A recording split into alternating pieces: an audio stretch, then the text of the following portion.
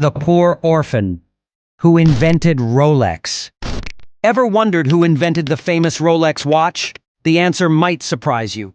Today we're meeting Hans Wilsdorf, a young man who started with nothing and built a watchmaking empire. From a poor orphan to the founder of Rolex, his story is one of determination, innovation, and a whole lot of time. Throughout this video, we'll explore the fascinating journey of Hans Wilsdorf.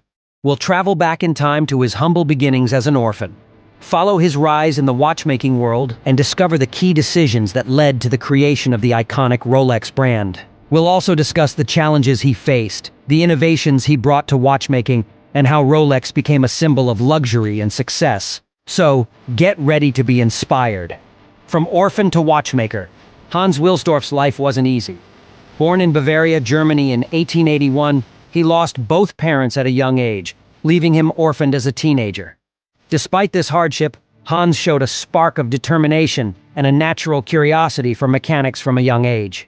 He wasn't destined for a life of hardship, and his keen mind dreamed for a purpose. By the age of 19, Hans made a bold decision to change his life. He packed his bags and ventured to Switzerland, the heart of the watchmaking industry at the time. Here, he started as a trainee to a watchmaker, eager to learn the detailed skills and techniques required to craft these delicate timepieces. While others might have been discouraged by the long hours and meticulous work, Hans thrived in this environment. He wasn't just learning a trade, he was unlocking a passion that would define his future. Even during his training, Hans wasn't satisfied with the existing state. Pocket watches, the dominant timepiece of the era, were delicate and impractical. They were easily damaged and required constant attention. Hans dreamed of a watch that could be worn on the wrist, something more durable and suited for everyday life. This revolutionary idea, a wristwatch that could withstand the bumps and scrapes of daily wear, became the foundation for his incredible success story, from humble beginnings to Rolex. In 1905, at the young age of 24, Hans Wilsdorf, along with his business partner Alfred Davis, took a significant step towards his dream. They founded a small watch company in London, England, calling it Wilsdorf and Davis. The company initially focused on importing high-quality watch parts from Switzerland and assembling them into finished watches in England. While this was a good starting point, it wasn't enough for Hans's ambitious spirit. He desired to create his own brand, one that embodied his vision for innovative and reliable wristwatches. A turning point came in 1908 when Hans Wilsdorf registered the now iconic trademark Rolex. The name itself is believed to be a combination of syllables chosen for their easy pronunciation in multiple languages, ensuring global recognition for the brand he was about to build. With a name and a vision, Hans made another bold decision: to focus solely on wristwatches. At the time, most people still relied on pocket watches, but Hans believed wristwatches were the future. They were more practical, accessible, and suited for active lifestyles. This forward-thinking approach would prove to be a major factor in Rolex's eventual dominance in the watchmaking industry. There are a few theories about the origin of the name Rolex. One suggests it's a combination of Rolls-Royce, a symbol of luxury, and Licrax, a popular watch manufacturer at the time. Another theory suggests Hans simply liked the sound and the way it rolled off the tongue in different languages. The rise of Rolex. One of the biggest challenges for early wristwatches was keeping them accurate and protected from the water and other elements. Pocket watches were typically kept safe and protected, but wristwatches were exposed to the environment and everyday wear and tear. Hans Wilsdorf was determined to change that. He pioneered the concept of a waterproof watch case, a revolutionary idea at the time. Through persistent testing and innovation, Rolex developed watches that could withstand dust, moisture, and even some water pressure. In 1927, the world witnessed the birth of the Oyster, the world's first commercially viable waterproof watch. This innovation not only expanded the utility of wristwatches, but also set a new standard for durability and reliability. Rolex didn't stop there. Another key aspect of Hans Wilsdorf's vision was precision. He believed wristwatches should be not only functional, but also reliable timekeeping instruments. Rolex partnered with official watchmaking institutes to obtain the highest certifications for accuracy. This focus on precision and quality helped establish Rolex as a leader in the watchmaking industry. Beyond waterproofing, Rolex introduced other innovations that revolutionized the watch industry. In 1931, they launched the Perpetual, the world's first self-winding wristwatch. This meant the watch could automatically wind itself using the wearer's movements, removing manual winding. Rolex also developed features like the Cyclops magnifying lens for easy date reading and the double-locking screw-down crown for enhanced water resistance. Marketing genius, building the Rolex image. Hans Wilsdorf didn't just create a reliable watch, he created a status symbol. He understood the power of marketing and branding. Rolex watches were associated with adventure, exploration, and achievement. Famous explorers, athletes, and celebrities wore Rolexes, further solidifying the brand's image of luxury and prestige. Wilsdorf partnered with trailblazers like Mercedes Gleitze, the first woman to swim the English Channel wearing a Rolex Oyster around her neck. He later secured Sir Malcolm Campbell, the land speed record holder, as a brand ambassador.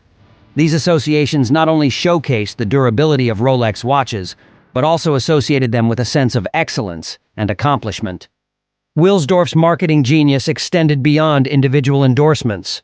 Rolex partnered with explorers like Sir Edmund Hillary, who wore a Rolex on his historic summit of Mount Everest.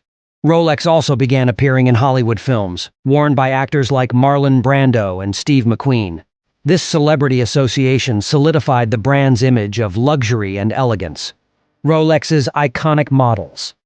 While Rolex boasts a wide range of exceptional timepieces, 3 models stand out as true icons, shaping the brand's identity and propelling it to legendary status: the Datejust, the Submariner, and the GMT Master. The Datejust, the timeless classic.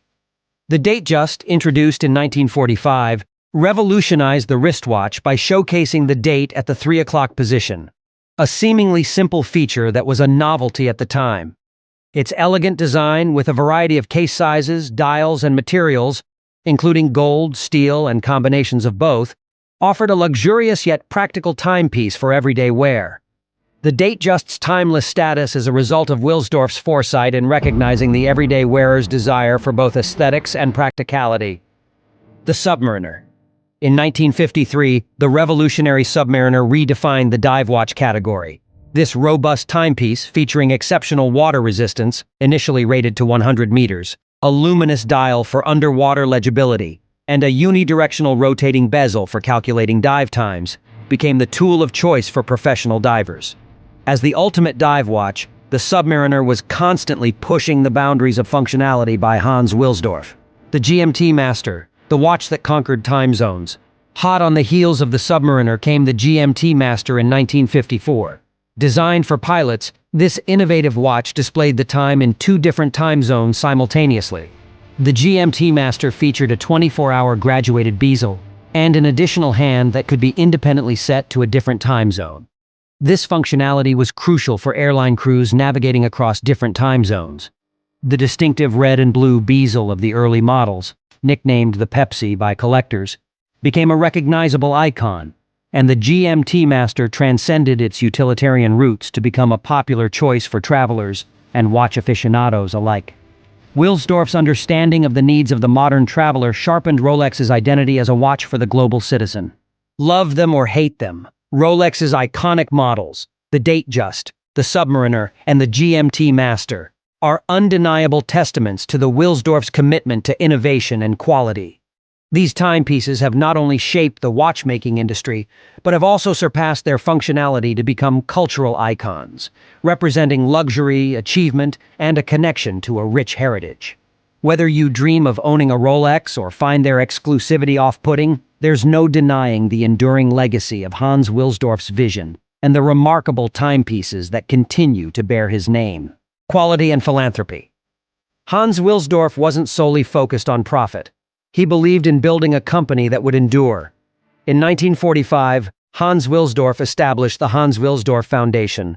With no heirs, he left ownership of Rolex to the foundation, ensuring the company's independence and focus on quality and innovation. The foundation supports various charitable causes, particularly in Geneva, Switzerland, where Rolex is headquartered. Today, Rolex is one of the most recognizable and respected watch brands in the world. Their watches are not just timepieces. They're antiques passed down through generations. Hans Wilsdorf's story is an inspiration to anyone facing challenges. It shows what determination, innovation, and a clear vision can achieve. Did Hans Wilsdorf's story surprise you? Do you own a Rolex, or do you dream of owning one someday? Let us know in the comments below. Share your thoughts on Rolex watches and what makes a good timepiece for you.